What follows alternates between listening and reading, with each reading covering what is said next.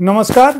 साहित्य तक के बुक कैफे के एक दिन एक किताब में मैं जयप्रकाश पांडे आपका स्वागत करता हूं और आज मैं जानी मानी हीरोइन दिव्या दत्ता की लिखी पुस्तक मैं और माँ सेलिब्रेटी जिंदगी इसके साथ उपस्थित हूं। दिव्या दत्ता भारतीय फिल्मों की जानी मानी कलाकार हैं, हीरोइन हैं। 80 से ज़्यादा फिल्मों में काम कर चुकी हैं। पंजाब में उनकी पैदाइश हुई, लुधियाना शहर में, वहीं उनकी परवरिश हुई।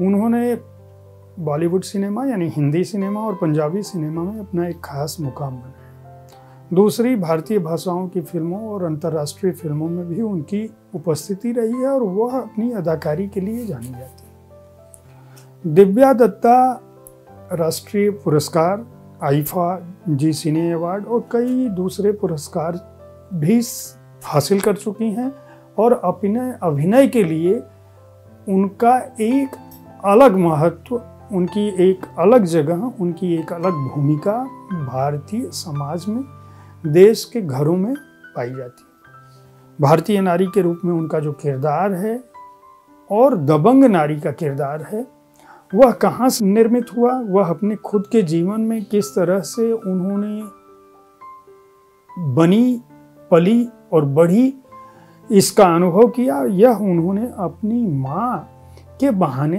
लिखने की कोशिश की है।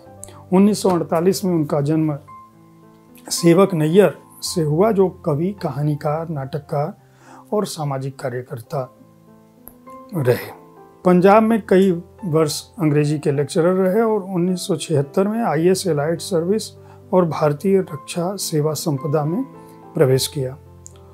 उर्दू शायरी, हिंदी कहानियाँ, इस तरह की तमाम चीज़ें वो लिखते रहे हैं।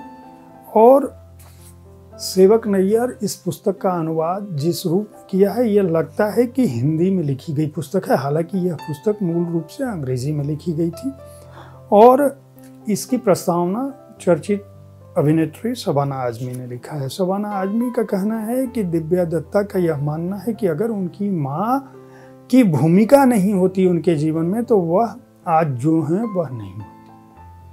बचपन में जब वह छोटी थी दिव्या दत्ता, तभी उनके पिता का देहांत हो गया। माँ चिकित्सक थी, लेकिन अपनी बेटी को हर जगह, जीवन के हर मोड़ पर उन्होंने न केवल अकेले पाला बल्कि आगे बढ़ने में मदद की। खासकर जब दिव्या दत्ता छोटी थी, किशोरी थी, तभी उनके लिए अमेरिका में रह रहे एक अच्छे परिवार से रिश्ता है। सारे परिवार का दबाव था कि दिव्या दत्ता की शादी कर दी जाए, लेकिन दिव्या दत्ता की जो माँ हैं, उन्होंने इस बात का प्रयास किया कि नहीं, उनकी बेटी जो चाहती है वही करने दिया जाए, उसको किसी भी रूप में उसके ऊपर दबाव न दिया। दिव्या दत्ता जब पहली बार फिल्म इंडस्ट्री में गई तो उनकी माँ उनके साथ थी। जब वह स्थापित कलाकार हो गई तब भी उनकी माँ उनके साथ थी। डॉक्टर नलिनी दत्ता ने अपने पूरे परिवार और परंपराओं का विरोध करके अपनी बेटी को आगे बढ़ने में मदद की। दिव्या दत्ता अपने बचपन, मतलब मुंबई के फिल्म सेट से इस पुस्तक को शुरू करती हैं और धीरे धीरे वो अपने बचपन में उतरती हैं, यादों के दरीचे में। फिर वो बताती हैं कि दुनिया की ओर उनके नन्हे कदम कैसे बढ़े। उन्होंने अपने जब परिवार को बढ़ाया, उनकी जब शादी हुई, उसका उन्होंने जिक्र किया है कि हम जब आगे बढ़ते हैं उसमें परिवार की क्या भूमिका होती है। पहली बार जब ये स्कूल गई, उस समय उनका क्या अनुभव था, किस तरह से उन्होंने अपने पिता और माँ की उंगलियां थामी। उन्होंने ये बताया, अपने पिता को बचपन को याद करते हुए बताया कि जब पिता की मृत्यु का समाचार मिला तो वह कितना उस दिन पर, विशेष दिन को ये जाने के लिए उत्साहित थी। इनको लग रहा था कि इनके पिता यहाँ आएंगे, इनसे मुलाकात होगी। फिर पता चला कि नहीं, बुआ के पास इनका कॉल आया, इन्होंने फ़ोन उठाया और बाद में पता चला कि बुआ ने कहा कि हम सारे लोग जा रहे हैं। तो इनको लगा कि अरे, हम तो वहाँ अपने भाई से भी मिल लेंगे और पापा से भी मिल लेंगे, माँ से भी मिल लेंगे। और उस समय बुआ ने कहा कि तुम्हारे पिता का देहांत हो गया है। उसके बाद उनकी दिल्ली प्रवास की बातें हैं, उनके जीवन में जो त्रासदी घटी थी, माँ अपने बच्चों को कैसे समर्पित रही। जब ये बड़ी हुई, कर्फ्यू के कौन से दिन थे, कॉलेज में किस तरह से यह गई, मुंबई में जब इनका पहला ऑडिशन हुआ, फिर तकदीर ने इनको क्या से क्या बना डाला, किस तरह वो सेलिब्रिटी हुई और धुआंधार किस तरह से उनका जीवन शुरू हो गया। इसके बाद लगातार उन्होंने अपने परिवार में अपनी माँ के प्रभाव की बात कही है कि जब हम मुंबई आ गए और सब लोग स्थापित हो गए थे, मैंने माँ को बुला लिया था अपने पास, तब भी माँ का इतना प्रभाव था कि मेरे सारे दोस्तों पर उनकी हुकूमत एक तरह से चलती थी। किसी भी दोस्त की यह हिम्मत नहीं होती थी कि वह माँ पर या माँ के कहने की अनदेखी कर सके, माँ पर दबाव बना सके। ये डॉक्टर नलिनी को पूरी फिल्म जगत में एक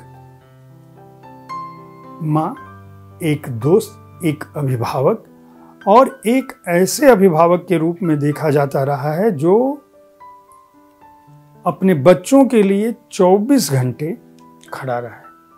मिशन नलिनी जो है वह दिव्या दत्ता को एक स्थापित कलाकार के रूप में स्थापित होने में न केवल मददगार बना, बल्कि उसने उनके जीवन को वह गढ़ा जो बतौर व्यक्ति दिव्या दत्ता को किसी भी हीरो हीरोइन से अलग करता है। वह अपनी जाति जिंदगी में, निजी जिंदगी में भी बहुत ही बिंदास, गंभीर और समझदार इसलिए बन सकी क्योंकि डॉक्टर नलिनी दत्ता ने उनको उसी रूप में बनाया था। अपनी शादी का भी उन्होंने जिक्र किया है, किस तरह से इनकी माँ ने दिव्या दत्ता को उनके पूरे जीवन को सजाया और संवारा। दिव्या दत्ता यह मानती हैं, आज उनकी माँ इस दुनिया में नहीं है, लेकिन वह मानती हैं कि इस तरह की माँ जिस भी बच्चे की ज़िंदगी में हो, वह बच्चा अपने जीवन में जिस भी मुकाम को चाहेगा उसे हासिल कर लेगा। यह माँ और बेटी के संबंधों की, दिव्या दत्ता की बेमिसाल कामयाबी की एक पुस्तक है जो उन्होंने श्रद्धांजलि स्वरूप भी अपनी माँ को समर्पित की है। और यह कहा है कि शबाना आजमी ने भी कहा है कि कुछ रिश्ते ऐसे होते हैं जो कभी खत्म नहीं होते और जीवन की मुश्किल घड़ियों में माँ बाप चाहे सशरीर इस दुनिया में आपके पास उपस्थित न हो, लेकिन वो हवाओं में अपनी उपस्थिति से, अपने आशीष से आपके जीवन को सजाते और संवारते रहते हैं। इस पुस्तक को पेंगुइन रैंडम हाउस इम्प्रिंट की ओर से हिंद पॉकेट बुक्स ने प्रकाशित किया है। 220 पृष्ठों की इस पुस्तक का मूल्य 250 रुपये है। इस पुस्तक को आप खरीद कर पढ़ सकते हैं। एक हीरोइन जब बच्ची थी और उस हीरोइन के रूप में स्थापित होने में उसके परिवार का, उनकी माँ की, एकल माँ की भूमिका कितनी प्रभावी थी, उनकी माँ ने क्या क्या समझौते किए और किस तरह से दिव्या दत्ता के जीवन के हर मुश्किल क्षणों में वह मौजूद थी, वह आपको जानने को मिलेगा। और यह जानकर आप अपने लिए भी, अपने जीवन के संघर्ष के दिनों में भी एक राह बना सकते हैं, एक राह पा सकते हैं। उम्मीद है साहित्य तक का यह एपिसोड आपको पसंद आया होगा। इस कार्यक्रम में आप किस तरह की पुस्तकों की चर्चा चाहते हैं, इनके बारे में अपनी राय से हमें जरूर अवगत कराएं। हमारी कोशिश होती है कि विविध विधाओं की पुस्तकों के साथ आपके पास पहुँचें ताकि आपको अच्छी पुस्तकों के चयन में आसानी हो। कल ठीक इसी समय ऐसी ही किसी एक पुस्तक के साथ मैं फिर आपसे मिलूंगा। तब तक देखते रहें साहित्य तक। धन्यवाद।